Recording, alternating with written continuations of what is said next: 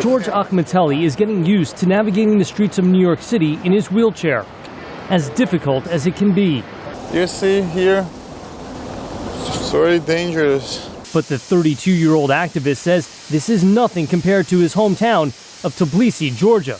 You will walk there for a month, maybe for a year, and you will never meet no one disabled person in the streets and outside. So no public transport, no curb cuts, no accessibility in the streets, and people's minds are full of stereotypes. Which is why Akhmeteli is one of the many advocates joining U.S. Secretary of State John Kerry in urging the U.S. Senate to ratify the United Nations Convention on the Rights of Persons with Disabilities, aimed at helping the disabled by ensuring their right to education, healthcare, and employment. The ratification of the Disabilities Treaty will advance core American values.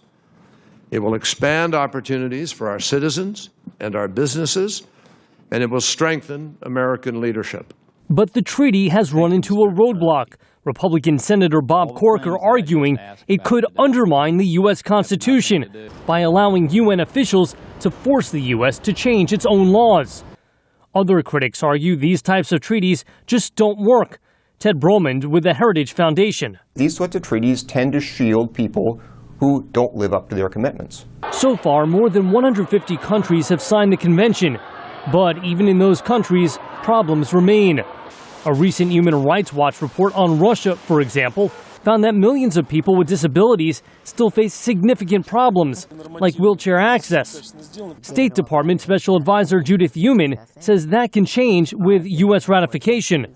We need to play a meaningful role, and our failure to ratify makes other countries and civil society really question our sincerity. Supporters also point out that the UN Disability Treaty is based in large part on the landmark Americans with Disabilities Act, signed into law more than 20 years ago.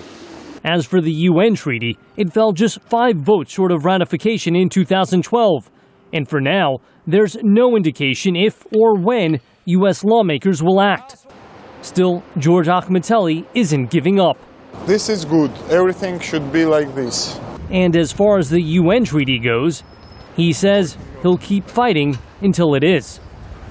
Jeff Seldin, VOA News.